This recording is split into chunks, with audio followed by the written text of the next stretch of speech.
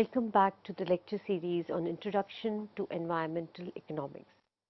Today we are discussing environmental regulation. In environmental regulation, we have discussed there are two basic theories: public interest group theory, group theory, and interest group theory.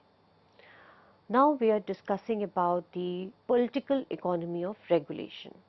We have discussed that the rationale of regulation in the before the break, and we saw that there may be different rationales for regulation in both the theories. Now, what is the political economy behind the regulation, environmental regulation? The basic problem of environmental regulation involves government trying to induce the polluter to take socially desirable action, which may not always be in the best interest of the polluter. The government may not always be able to control the polluter or the pollution. So further, government faces a complex problem of determining exactly what level of pollution is best for the society, optimal for the society. Government thus faces pressures both from the polluter's side and the consumer's side. So political economy of regulation comprises of government of the three branches with the help of which government operates: the legislature, judiciary, and regulators. These are three big stakeholders of government, which the entire political economy revolves around these three entities. The consumers who consume the goods produced by the firms, as well as the pollution generated by the firms. The consumers are consuming both the things, the pollution as well as the pollution generated, as well as the product generated by the firm, produced by the firm. Consumers are supported by the legislature. The consumers influence legislature and exchange money with the firms for the goods consumed. So employees or the stockholders can be lobbying the legislature, or the firms may be lobbying the citizens through the process of advertising. So this is all comes under the lobbying, that the stakeholders or the employees would be lobbying the legislature. Similarly, the firms on the other side would be lobbying the citizens for through the method of advertising. There are many imperfect links also that can be established between the legislature and pollution generating processes. So this could lead to lot of underlying understanding or exchange between the two big entities like legislature and firms which are polluting. Since the legislature cannot physically control the pollution directly, it must rely on indirect methods to obtain its ends. End is emission control or reduction of pollution. And often these indirect methods may be less than perfect. So regulation may be excessively costly. It may result in considerable cheating, excessive time delays, and may result in too much of pollution also. So the legislature may not act as an efficient benevolent of maximizer of social well-being. So legislature will be influenced by other interest groups such as well-being of the polluter. So there are pressures on legislature on both the sides, from the consumer side as well as the interest of the polluter. The normative theory states that what should happen and what should be the maximization of welfare, citizen welfare, with the concern of equity as well. So therefore, the normative theory is touching the angle or the aspect of equity while maximizing the total social welfare. The positive theory, that what it will happen is a balancing of interests group. So we have said that interest group theory was a positive theory, and on the other side, positive theory, that balancing of interest group theory would also be operating at the same time when the normative theory is in action. From the prism of public interest theory of regulation, it is quite difficult to induce the firms to act the right way or to do the right thing.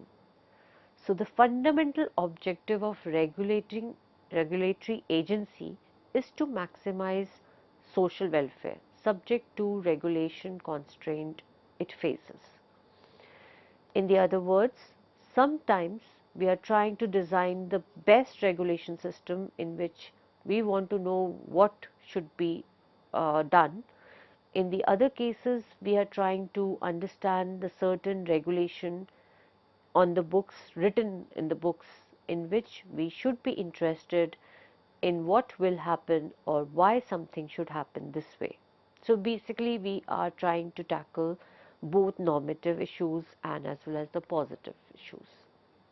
The objective of regulator is viewed as maximizing the sum of producer surplus as well as the consumer surplus, and with a bias towards the consumer surplus, because it is for the people and it is more, it contains consists of a comprises of a bias more towards the consumers.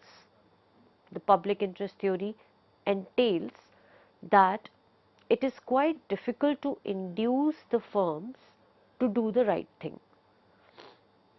So therefore uh,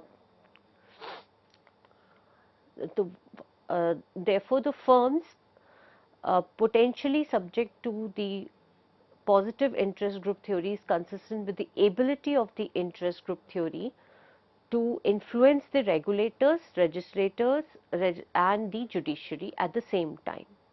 Environmental regulation is susceptible to the interest group influence. Therefore, as a result, one interest group theory is that the firms potentially that are subject to the environmental regulation are considered as the polluters, and they are also named as browns. So it's a common terminology which has been adopted. When we use brown, it means we are indicating the polluters or the firm side. The another interest group theory, however, is considered as greens. So if we look at deeply to the interplay of interest group theory, we have two sides of the coin. On one side we have browns, which are polluters. On the other side we have greens, which are environmental interest groups.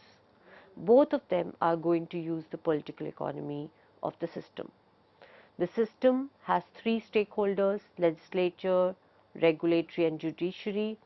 Understanding how the browns and the green interact with each other and they interact with legislature and regulatory agencies can be explained by the status of environmental regulation. So when you talk about environmental regulation in a region, in a country or in a state, it reflects the political economy of the system operating inside it. So basically, if we look at the regulatory instrument, now let us come towards the discussion on what are regulatory instruments in our available for the government. We have seen the rationale for regulation. We have seen the underlying theories, two underlying theories behind the regulation. One is a normative theory, the other one is a positive theory, and we have seen the political economy of regulation. Keeping all that in mind, let us see what instruments government has or holds to or uses to implement these regulations.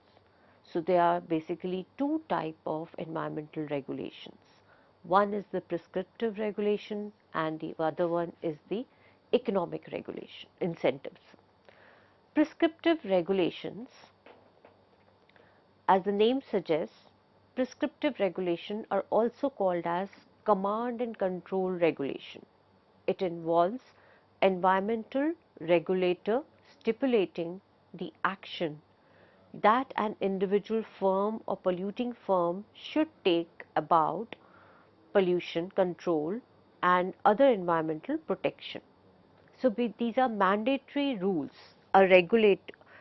which are prescribed by the regulator regarding protecting the environment, though the firm may have some limited flexibility in to meet these regulatory requirements, but still these are prescribed requirements by the regulator and one needs to meet them. The prescriptive regulation is often called as, you would have, it's a very common term used, command and control regulation. It is a dominant form of environmental regulation in the present world. Prescriptive regulation, although it can take many forms, the basic concept of prescriptive regulation is for the regulator to specify the steps individual polluters must implement or take to solve the pollution problem. So, it is coming directly from the regulator side. Regulator collects the information necessary to decide the physical actions to control the pollution. So, these are kind of prescriptions which are released or mandated by the regulator, and then regulator commands the polluter to take the specific physical steps to control pollution. Under the prescriptive regulation also we have two types of prescriptive regulation. First is technology standards and performance standards. Second is performance standards. Again, as the name describes that technology standard typically specifies a particular type of equipment that must be installed. So, when the regulator is prescribing a regulation and that is a technology standard regulation, then under this prescription a polluter or a firm is required to install a particular type of equipment in their process of processing. So, for example, automobile pollution regulation in California, it required the use of uh, positive crankcase ventilation, that is called as PCV valve in all the engines. So, such kind of prescription which is related to some particular technology that is mandated by the regulator to install in their processes or in their products and in their output are considered as prescriptive regulations. The second type of prescriptive regulation is also called as performance standard. The stipulation of the maximum emission allowed per unit of economic activity. Now, here they are not concerned about the technology being used for reducing pollution. This regulation, which is prescribed by the regulator, is only concerned about emissions allowed per unit of economic activity. You are more concerned, here the regulator is concerned about the emission, the output or the total pollution emission generated from your economic activity. Here, for example, the regulations on the electricity facilities, it limiting the emission of sulfur per unit of fuel used per unit of electricity produced. So, this kind of, which is called as a performance standard regulation, okay, it is another type of variety of prescriptive regulation.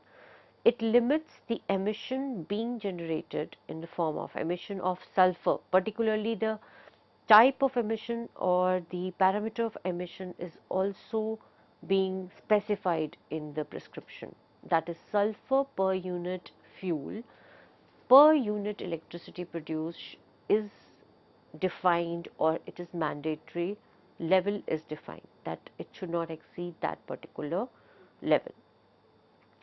So, the virtue of performance standard is that the regulation leaves some discretion in the hands of polluters as to how best to meet the regulatory standards. In the case of prescriptive regulation, which was a technical regulation, technology related regulation, the polluter did not have any choice. On the other hand, in this performance standard, the polluter has a modest or moderate level of choice of regulating those standards.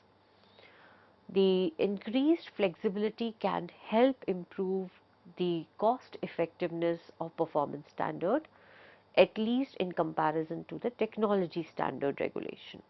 In technology standard regulation, even if the technology is not cost effective, it is expensive, a polluter will have to mandatorily adopt it and apply it. The performance standard are combined with the technology standard in most of the cases.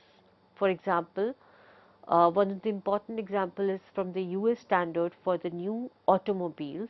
Every new car may emit no more, so that regulation, or you can say the legislative regulation, that every new car may emit no more X gram of carbon monoxide per mile driven. So, by specifying the limit for emission for a car basically means it basically means the performance standard regulation. At the same time, it can also have a technology standard regulation along with this restriction. All the cars may be required for specifically defined system for capturing the vapor that might escape from the gasoline tank during the refueling. So, there are two type of restriction at the same time. You may have to install that particular system that captures the escape of gasoline tank during the refueling. At the same time, you have an emission restriction. So, prescriptive regulation may be combined most of the time with a significant fines and penalties, and they are associated with the non-compliance. So, on one side you have a prescriptive regulation, and all the prescriptive regulations are associated with certain kind of penalties, or you can say a fines for the non-compliance. Such incentives to comply with the prescriptive regulation should not be confused with the economic incentive. We have not done the second part of regulation. We are right now doing only the prescriptive regulation, and under prescriptive regulation we saw there are two types of regulation. One is the technology standard, the other is performance standard. Technology standard, and we saw that technology standard and performance standard, they both together can be applied or implemented in the case of the car. And under the prescriptive regulation, the prescription is described or mandated by the regulator, and it, the prescriptive regulation is completely different from the economic incentive, which is the second tool of regulation. Prescriptive regulation sometimes could also be confused with economic incentive, and that is how the example that we have seen, that the significant fines and the penalties may be attached with the prescriptive regulation for the non-compliance. However, fining them or taking penalties for the non-compliance, it will not in no way considered as economic incentives. Economic incentive is totally a different tool which is operated or adopted by various regulators. The, now let us see how you can distinguish a prescriptive regulation from the economic incentive regulation. The two key features that distinguish the prescriptive regulation from economic incentive regulation are: first is restricted choice for the polluter as to what means will be used to achieve an appropriate environmental target. So, there is a restriction on the choice of the polluter to achieve that environmental target or emission target. The lack of mechanism for equalizing the marginal control cost among the different polluters. So as we know that efficiency or the cost is different, marginal costs are different for the different polluters, and we do not have this particular scale or measurement or the mechanism which will equalize their marginal control cost. If a polluter is told by the regulator that it must use a particular type of equipment, the polluter has little choice to determine the emission, because then the polluter will only have to install that equipment and without seeing the cost being the cost effective. So most of the it will if definitely affect its output or productivity and production. If there is a cheap way to attain the same level of emission, such as cost saving methods, it cannot be pursued. Some prescriptive regulation may afford some discretion to the polluters. There are some chances that some polluter may get some discretion. For example, polluters may be told that they can emit to a certain per unit of good output. So, but at the same time, one can say that all environmental regulations under the prescriptive regulations, they leave the polluters with with very less leverage on to work on their cost effectiveness. So therefore, the polluter, so there is a very less scope of meeting the requirement of equalizing the marginal abatement cost or control cost across all the uh, uh, firms. So this is the difference between the environmental regulation and economic incentive regulation. Environmental regulation, environmental regulation under the prescriptive regulation and economic incentive regulation completely different from each other, may be a combination of a mix of all these two different types of tools should be used depending upon looking at the type of the effect which you make on the firms which are polluting. And also we have discussed the political economy of the systems. Political economy of the system also matter a lot, that is what is the extent of pollution control a particular country or a state or a society is offering.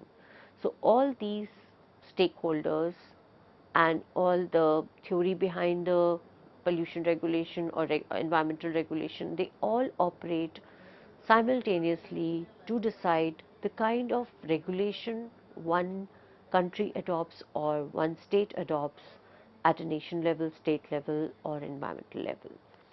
So this is we have discussed in this particular part the environmental regulation. Under environmental regulation, we have discussed only the prescriptive regulation, and we have seen the difference that all the two types of prescriptive regulation are different from each other, but a combination of technological standard, and the other one is is the technological standard, as well as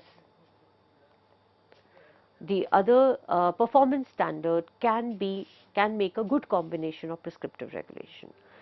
In the next series, we will continue with the talking about the economic incentive. Economic incentive is a in-depth theory of regulation where we need to see the economics of regulation for a particular at a firm level and how it is decided and what is the costing of it for a particular firm. So in this particular lecture, we have overviewed the role of government. The lecture presented the rationale for environmental regulation. We have seen the various types of theories related to the environmental regulation, like public interest theory, public interest group theory and interest group theory. The political economy of environmental regulation was also discussed at length in this lecture.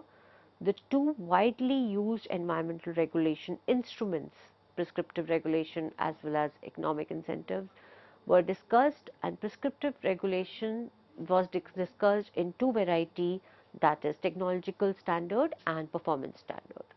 A detailed discussion on two instruments will continue in the next lecture series. Hope you enjoyed the lecture. Thank you so much.